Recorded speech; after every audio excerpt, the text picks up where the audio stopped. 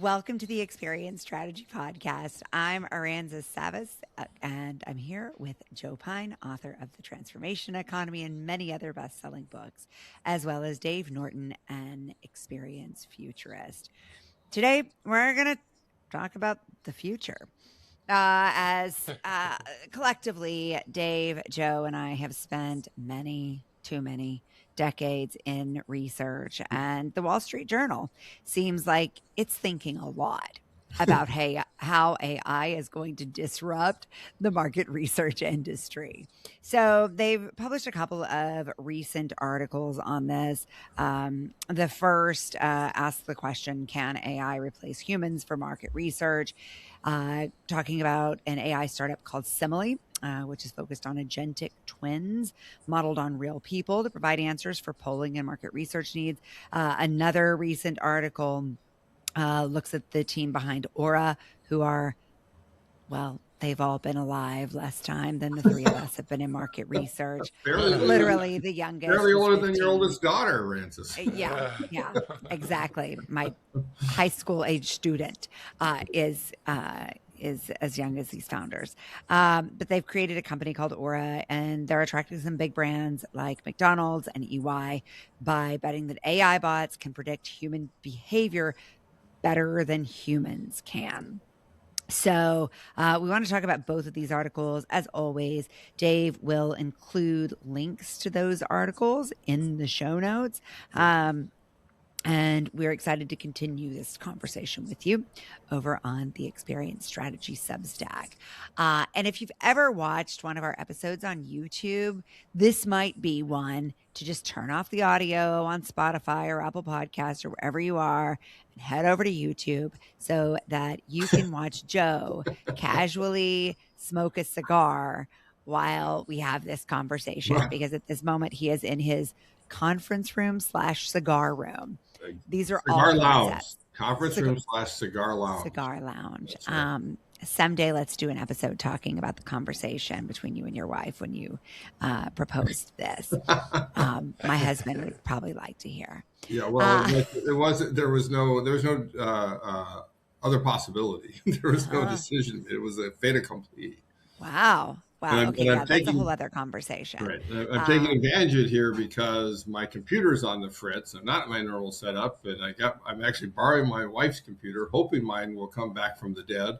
But I've already got a new one on order, so I'm in my conference room / cigar lounge. I said, all right, well, let's do this podcast just a little different. It's like, remember in the 80s how when a baby was born, they would hand out cigars?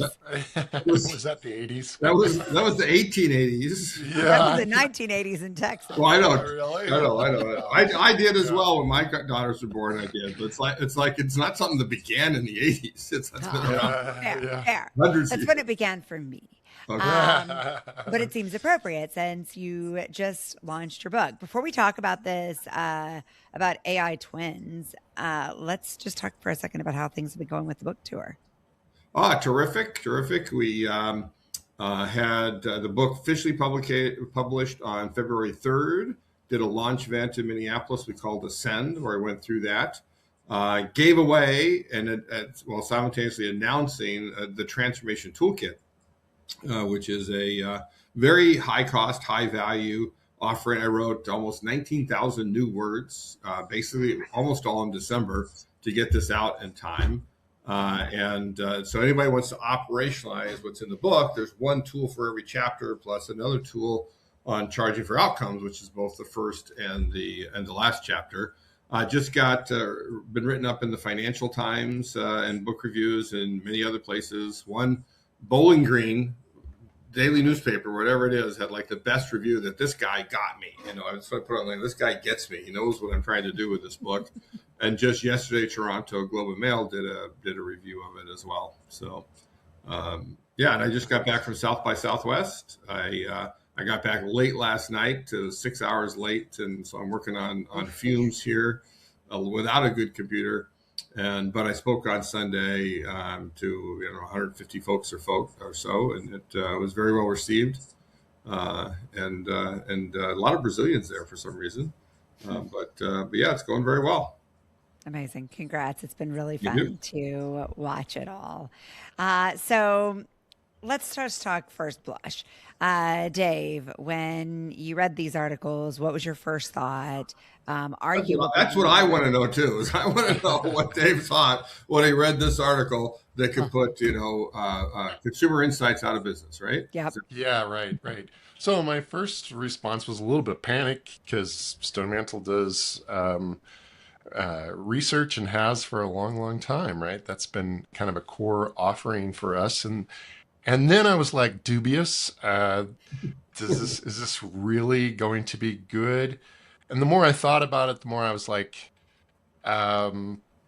this might actually put even more of a premium on a certain type of consumer research, while stuff that is generic research maybe won't, maybe it'll work for. And then, like, kind of where I'm at today is a very different place, which is, yeah, there needs to be a research simulator. Yes. There are airplane simulators. They serve a really good purpose. There are all kinds of different simulators out there.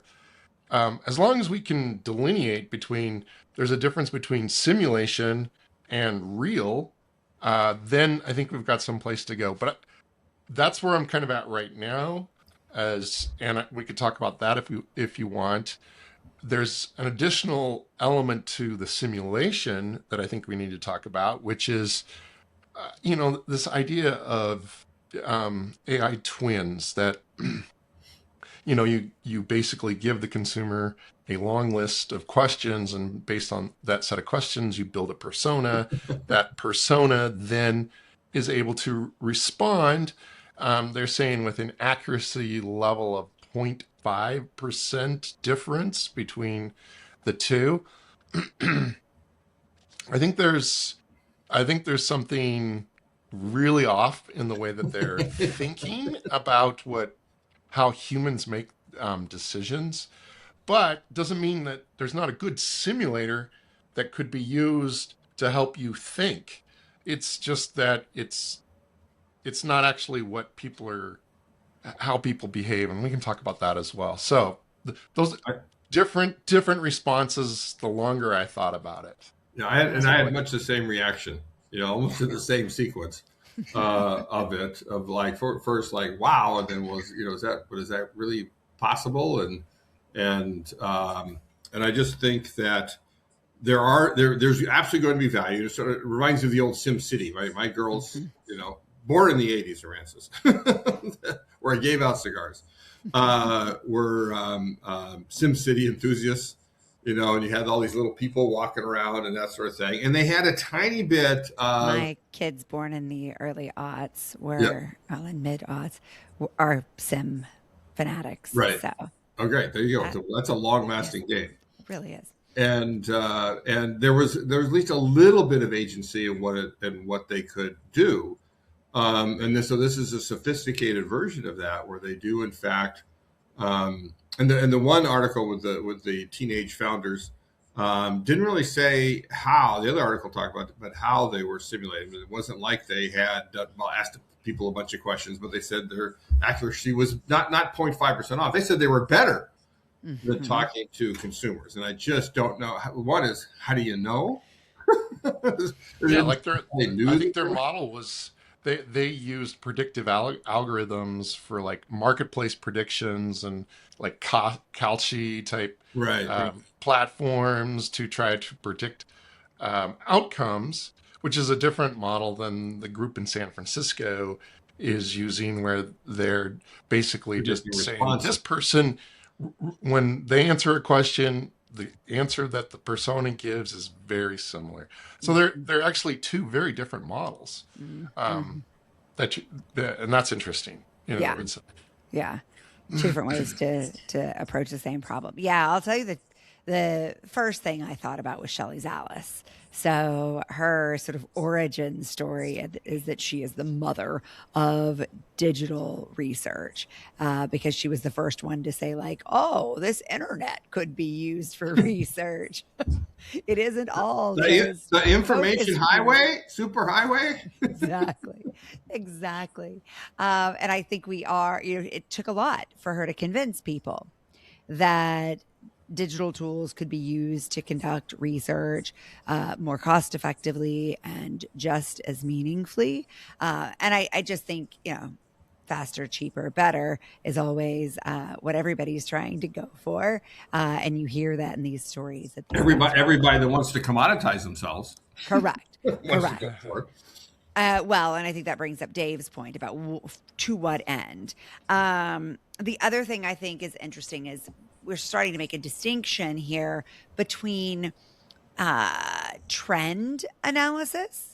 So predicting trends, I think, is actually something that makes a lot of sense for these digital twins, right? Like those are cyclical in nature. They have a tendency to follow a pretty predictable curve.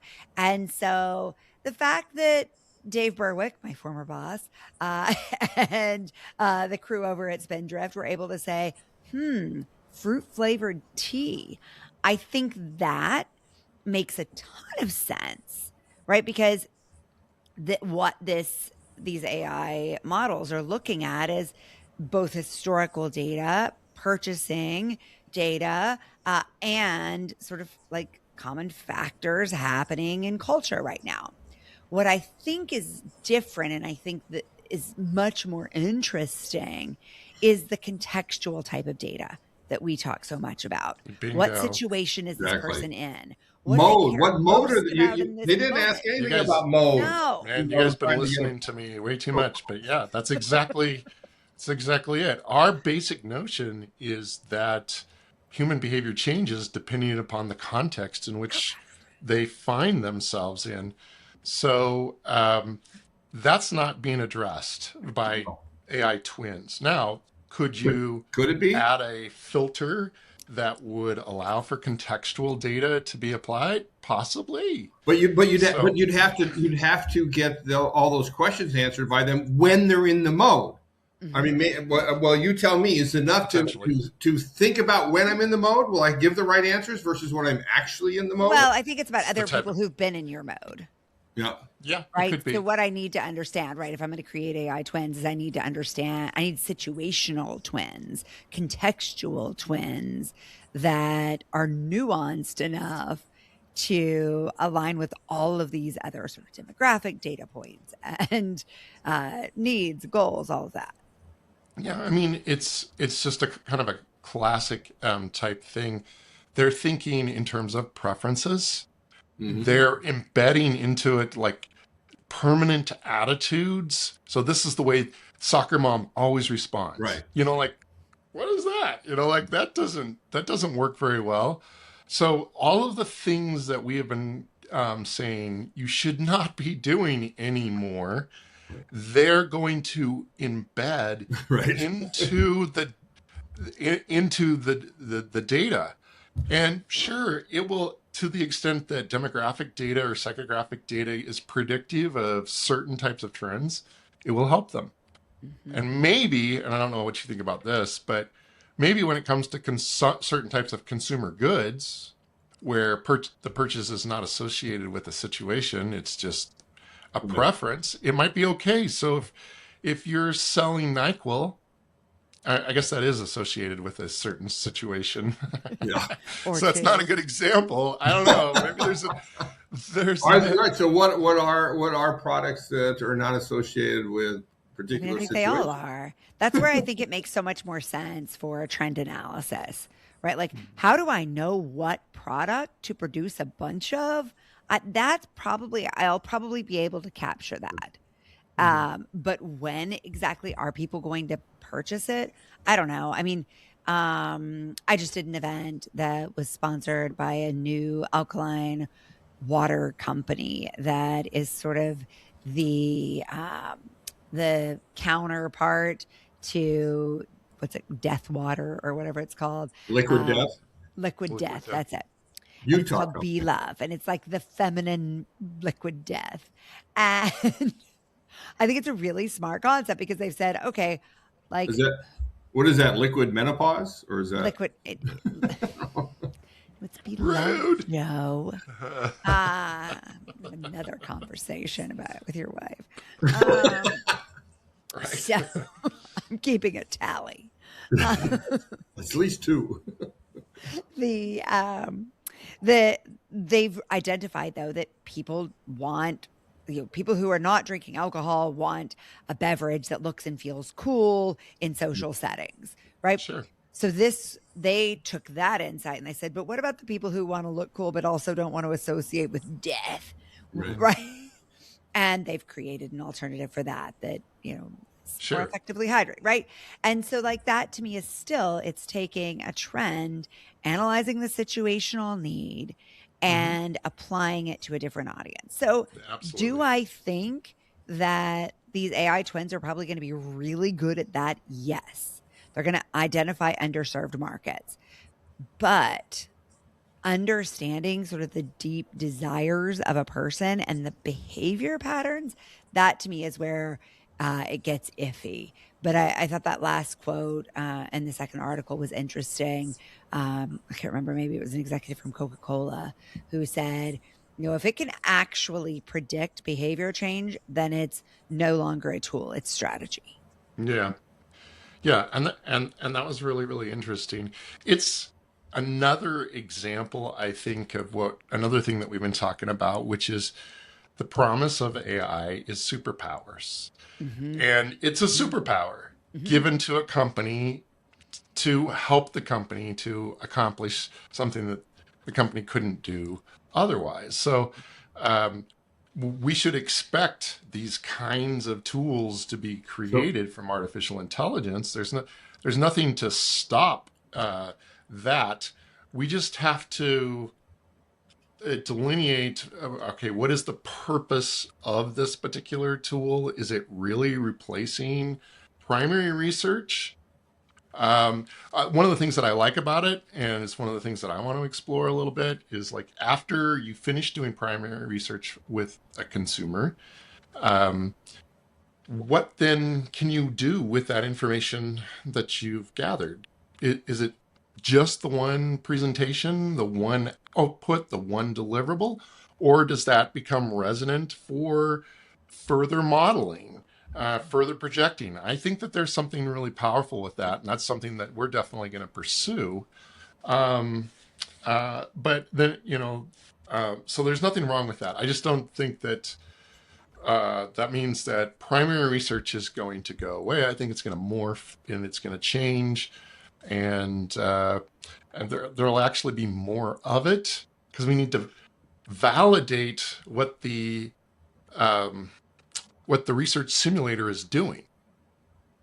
You can't just assume. There's One of the already things so we've much learned bias built into these. One of the things we've learned Every time from there's AI bias. is that any kind of feedback that you give to it, it then changes things to better try to prove the next time. So does that move you away, further and further away from the original intent of the consumer? I think there's going to be lots of things that we have to do to make the simulated world really reflect the real world, if that makes sense. Yep. As I look into the future, that's exactly what I'm worried about.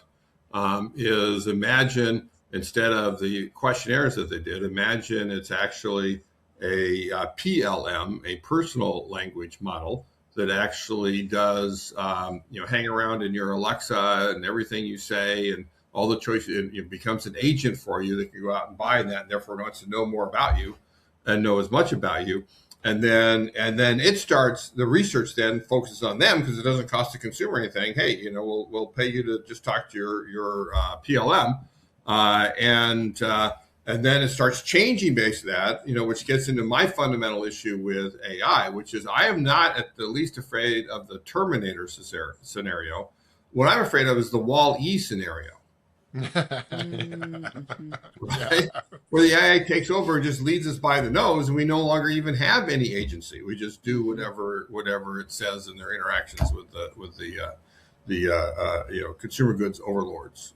Well, speaking of, Yes. I think we have to talk about the fact that CVS so brazenly said 400,000 people opted in to being replicated by an AI twin. I was like, that was some real fine print, CVS. Right. There is no way Right. 400,000 people consciously opted in to that profiling. Did I opt in? Probably. Am I in that 400,000?